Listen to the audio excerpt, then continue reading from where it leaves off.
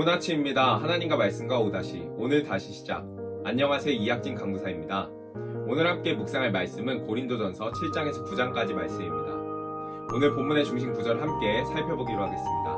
고린도전서 9장 19절 말씀입니다. 내가 모든 사람에게서 자유로우나 스스로 모든 사람에게 종이 된 것은 더 많은 사람을 얻고자 함이라. 오늘 함께 살펴본 7장에서 9장까지 내용은 고린도 교회 교인들이 바울에게 문의한 결혼과 이혼의 문제, 우상에게 바쳐진 제물과 우상 숭배 문제를 다루고 있습니다. 고린도전서 7장은 결혼과 이혼 문제를 다룹니다. 바울은 결혼하지 않는 것이 좋으나 결혼한 부부들은 서로에 대해서 의무를 다하라고 권면합니다.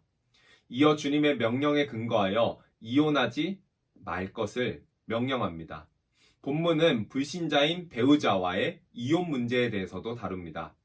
그는 믿지 않는 배우자가 같이 살기 원하면 이혼하지 않을 것을 말하며 이를 통해서 배우자와 자식들이 신앙이 생길 기회가 될 수 있음을 말합니다. 반면 믿지 않는 배우자가 이혼하길 원하면 이혼하라고 말합니다.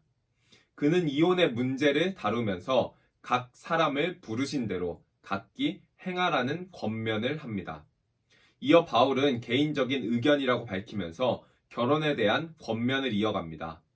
바울은 당시 고린도라는 특성과 종말에 대한 부분을 염두하여 웬만하면 결혼을 하지 않고 하나님을 기쁘시게 하는 일에 그들의 삶을 드리라고 권면합니다. 고린도전서 8장부터 11장까지는 우상에게 바쳐진 고기와 우상숭배 문제를 다룹니다. 당시 고린도는 우상이 굉장히 많은 종교적으로 열심히 있는 도시였기에 시장에 나온 대부분의 음식이 우상에게 먼저 바쳐진 다음에 판매되곤 했습니다. 이로 인해 우상에게 바쳤던 고기를 그리스도인이 과연 먹어도 되는가에 대한 문제가 있었습니다.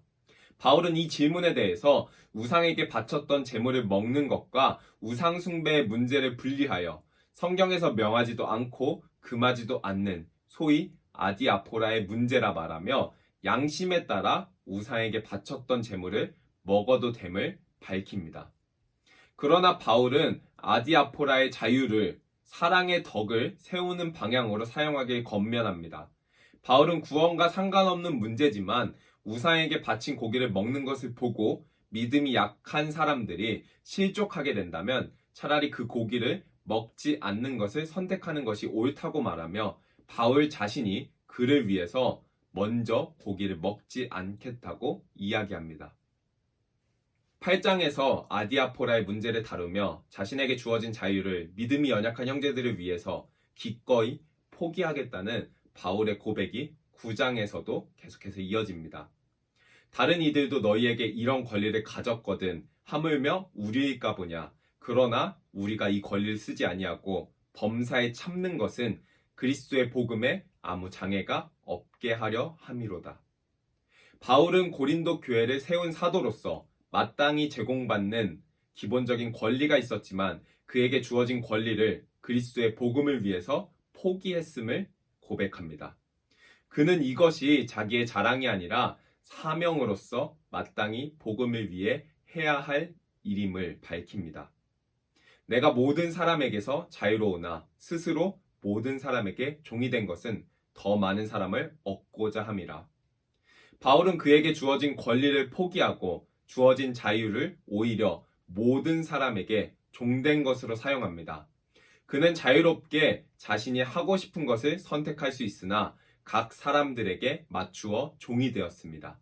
왜냐하면 자신의 권리와 자유를 누리는 것보다 더 많은 사람을 그리스도의 종으로 얻고자 하는 것이, 썩지 아니한 것을 얻는 것이, 사랑으로 덕을 세우는 것이 그에게 더욱 기쁜 일이었기 때문입니다.